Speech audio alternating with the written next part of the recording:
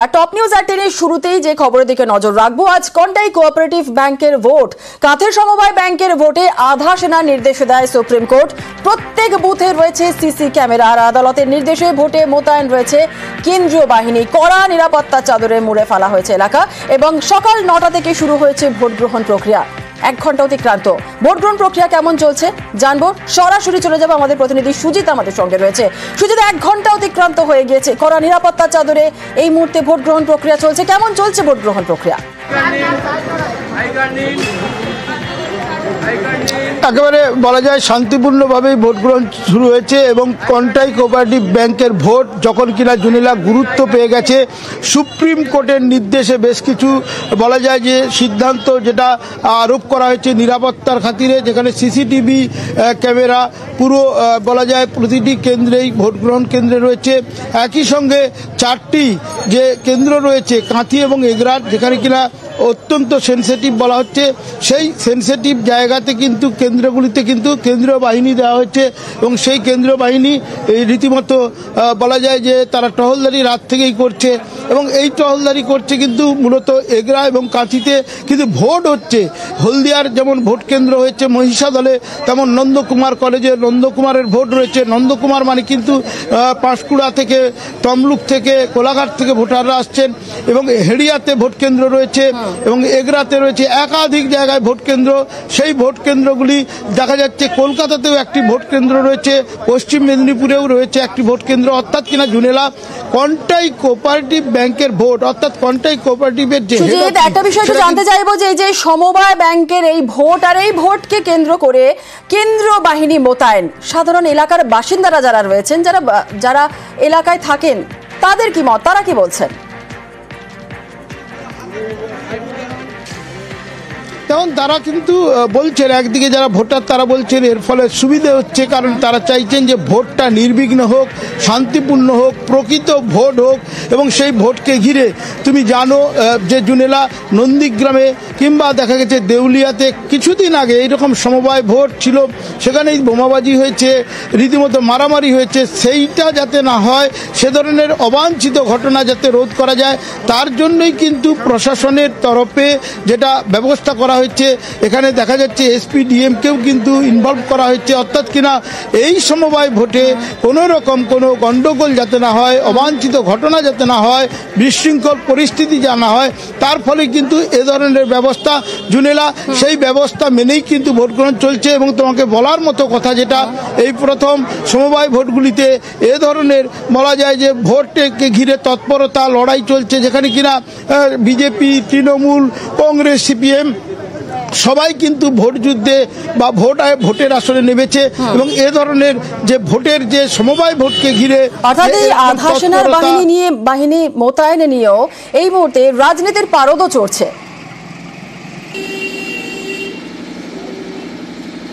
আমরা সর্বোচ্চ পর্যায়ে চেষ্টা করছি যাতে ভোটটা শান্তিপূর্ণভাবে ভোটটা করতে পারে। সুপ্রিম কোর্টের নির্দেশে এটা ভোট হচ্ছে, আমরা সেইটা মাথায় রেখে ভোটটা সেইভাবে প্রিপারেশন আমরা নিচ্ছি। আমাদের ভোট কর্মী কাজ করছে 1250 জন, বিভিন্ন গভর্নমেন্ট অফিসার এবং স্টাফ তারা যুক্ত আছে। নিরাপত্তা ব্যবস্থা 8-8 সেন্ট্রাল ফোর্সকে নামিয়ে সুপ্রিম কোর্ট করে আমাদের আজকে এই একটা সমবায় সমিতি করতে হচ্ছে। আমার তো মনে হচ্ছে এবারে ক্লাব ভোটেও সেনাবাহিনী নামিয়ে মনে হয় ক্লাব ভোট করতে হবে। ওরা কি করবে করুক, আমরাও কি করব আমরা জানি।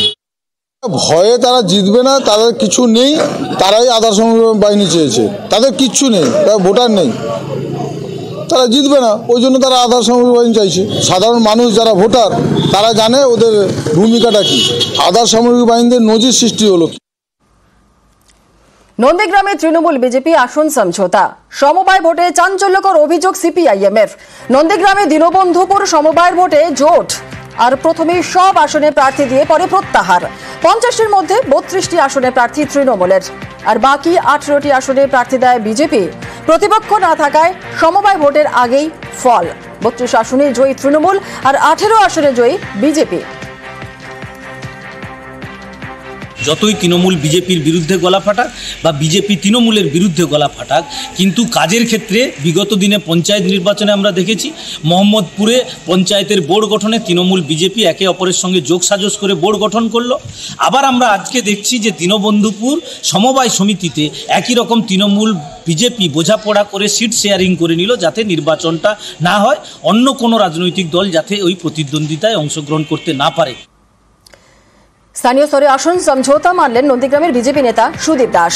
তার সাফাই ভোট হলে টাকা নষ্ট হয়, সমবায় সমিতিতে রং হয় না। সমবায়ের কোনো রং হয় না। ছাত্রী সমবায় সমিতি নির্বাচনের ক্ষেত্রে ভারতীয় জনতা পার্টির যে প্যানেলের প্রার্থীরা ছিলেন তারা জয়লাভ করেছে। সমবায় নির্বাচন করতে গেলে আপনারা জানেন যে বিপুল পরিমাণ অর্থে নষ্ট হয়, সেই অর্থ নষ্টের পক্ষে সমবায়ীরা কখনো যেতে চায় না। সেই জায়গায় লোকাল স্তরে পিছিয়ে এসে ভারতীয় জনতা পার্টির কোন রকম কোনো নির্দেশ নেই, কোনো নির্দেশক্রমে ঘটেনি। লোকাল স্তরে সমবায়ীরা যুক্ত হয়ে এই জায়গায় আসন সমঝোতা বলুন না যাই বলুন ওরাই করেছে। সমবায় ভোটের রাজনীতি নেই দাবি নন্দীগ্রামের তৃণমূল নেতা বাপ্পাদিত্য গর্গের। তাঁর দাবি সমবায় সমিতিকে বাঁচানোর স্বার্থে ঐক্যবদ্ধ সিদ্ধান্ত। তৃণমূল কংগ্রেস সমর্থিত এবং মনোনীত প্রার্থীরা মোট 50টি আসনের মধ্যে 32টিতে বিনা প্রতিদ্বন্দ্বিতায় জয়লাভ করেছে। বাদবাকি আসনগুলো বিজেপি, সিপিএম এবং সিপিআই এই তিনটি রাজনৈতিক দল নিজেরা মনোনয়ন করেছে। এখানে সমঝোতার কিছু নেই।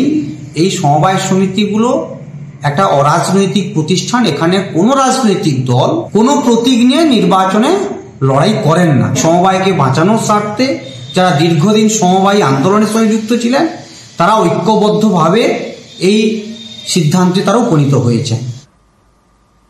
ঘোষণা মতোই ডিসেম্বরেই বাংলার বাড়ি মুখ্যমন্ত্রী ঘোষণা করেছেন। ঘোষণা মতোই রাজ্যের টাকায় আবাস, রাজ্যের টাকাতেই আবাস পাবেন যোগ্যরা।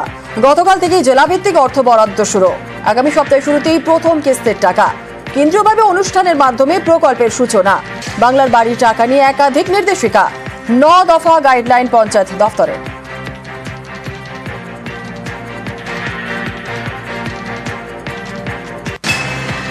আবাস নিয়ে আরো সতর্ক রাজ্য। আগামী সপ্তাহ থেকেই বাংলার বাড়ি টাকা। উপভোক্তাদের নিরাপত্তায় বাড়তি নজর। উপভোক্তাদের হুমকি বা ভয় দেখালে পদক্ষেপ। কড়া পুলিশি পদক্ষেপের নির্দেশ নবান্নের।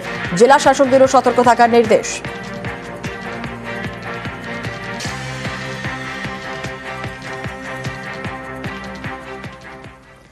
একদিকে আবাস নিয়ে যখন সতর্ক রাজ্য, দিনহাটায় আবাস কবে ভাঙল চেয়ার টেবিল। পঞ্চায়েত প্রধান, ব্লক প্রশাসনের আধিকারিকদের পঞ্চায়েত অফিসে ঢুকিয়ে ঝুলিয়ে দেওয়া হলো তালা। দেগঙ্গাতেও আবাসে অনিয়মের অভিযোগ ওঠে। ক্ষোভের মুখে পঞ্চায়েত ডেভেলপমেন্ট অফিসার।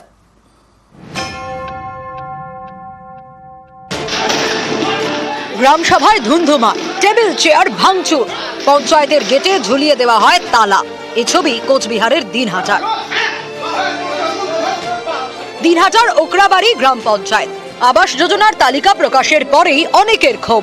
একাংশের দাবি যোগ্য হলেও তাদের নাম আবাসের তালিকায় ওঠেনি, উল্টে পাকা বাড়ি মালিকের নাম উঠেছে তালিকায়। আবাসের এই তালিকা নিয়ে শনিবার ওকরাবাড়ি পঞ্চায়েত অফিসের সামনে বসে গ্রাম সভা। সেখানেই ক্ষোভ উগরে দেন স্থানীয়দের একাংশ। ভেঙে দেওয়া হয় টেবিল চেয়ার। পঞ্চায়েত প্রধান, পঞ্চায়েত সদস্য, ব্লক প্রশাসনের আধিকারিকদের পঞ্চায়েত অফিসেরই একটা ঘরে আটকে রেখে তালা ঝুলিয়ে দেওয়া হয়। পরে তাদের উদ্ধার করে পুলিশ। আমার ধামাইলগাছ গ্রামে শুধুমাত্র 12খানা ঘর। এত গ্রামটা খুব নদী এলাকা, খুব পরিস্থিতি খারাপ। বন্যাতে ভাসে যায় গ্রামটা টোটালটাই। তারপরে পঞ্চদশীর সাথে জয়েন্ট আছে। পঞ্চদশী নিয়ে ধামাইলগাছ শুধু টোটালে 70খানা ঘর, 2টা গ্রাম মিলে। আর ভোট হইলো ওইখানে 15 থেকে 1600। তাহলে আমরা কি ঘর পাওয়ার যোগ্যতা না? এই জন্য আমরা আজকে আসি, এখানে এসে তালা লাগাইছি।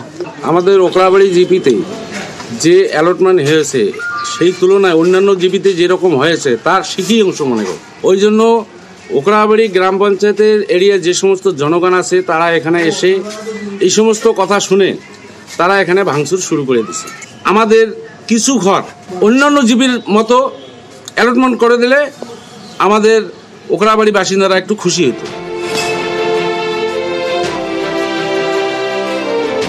কেউ থাকেন মাটির বাড়িতে, টালির ছাউনি, কারো বাড়িতে সেটুকুও নেই। এ ছবি উত্তর 24 পরগনার দেগঙ্গার। এইসব বাড়ির মালিকরা আবাসের পাকা বাড়ি পেতে সম্প্রতি আবেদন করেন। তাদের দাবি তালিকায় নামও ওঠে। সেই তালিকার উপর গত সপ্তাহে আবারও সার্ভে। অভিযোগ, সেই তালিকা থেকে যোগ্য 37 জনের নাম বাদ যায়। এ নিয়েই ক্ষোভ। দেগঙ্গার বিডিওর কাছে নালিশও জানানো হয়। এরপরই শুক্র এবং শনিবার এলাকা পরিদর্শনে যান পঞ্চায়েত ডেভেলপমেন্ট অফিসার। তার কাছে ক্ষোভ উগরে দেন স্থানীয়রা। যা সাত দেওয়া বাড়ি তারা পাচ্ছে, আমরা গরিব আমরা পাচ্ছি না। কতবার পেয়েছে তারা? তারা কেউ পেয়েছে 2 বার, কেউ পেয়েছে 3 বার, কেউ ঘরের টাকা পেয়ে ঘর করেও নি, ঠিক আছে, টাকা খেয়ে নিয়েছে, এরকমও আছে আমাদের পাড়ায়। দেগঙ্গার সোহাই শেতপুর গ্রাম পঞ্চায়েত, এখানেই আবাসের তালিকা নিয়ে অনিয়মের অভিযোগ। স্থানীয়দের দাবি, পাকা বাড়ির মালিকের নাম রয়েছে আবাসের তালিকায়, অথচ যারা যোগ্য তাদের তালিকা থেকে নাম বাদ গিয়েছে। এ নিয়ে অভিযোগ পাওয়ার পর তদন্তের নির্দেশ দেন দেগঙ্গার বিডিও। সেই মতো পরিদর্শন আজকের এসছে, আজকের আমি দেখালাম, ওনারা দেখে শুনে গেল, আমাকে বলল যে ঠিক আছে, পরে যদি সার্ভের নামটাম আসে আপনার কোনো সাহায্য। আমি আজ থেকে অন্তত 5 বছর আগে করেছি, আমার কাছে বাড়িতে কাগজ নিয়ে গেছে মেম্বার, কিন্তু সে কাগজপত্র জায়গায় পৌঁছয়নি। 37টা অভিযোগ আমার কাছে জমা পড়েছিল, সেটা নিয়ে আমি আজকে তদন্তে এসেছিলাম। ফিল্ড ইনকোয়ারি করে দেখলাম যে অভিযোগগুলো মোটামুটি যেগুলো পাওয়া গেছিল সেগুলো মোটামুটি ঠিকই আছে। সেই বেসিসে আমরা স্টেপ নিয়েছি। পাচ্ছে না এই কথাটা বললে আমি মানতে পারছি না। হয়তো চোখের অগোচরে হয়তো 2-5টা নাম আমাদের এন্ট্রি নাও হয়ে থাকতে পারে। আমরা চাই প্রত্যেক মানুষের মাথার উপরে, যাদের বাড়ির অবস্থা খারাপ, ঘরের অবস্থা খারাপ, তাদের সবার মাথার উপরে ছাদ হোক। নিউজ 18 বাংলা।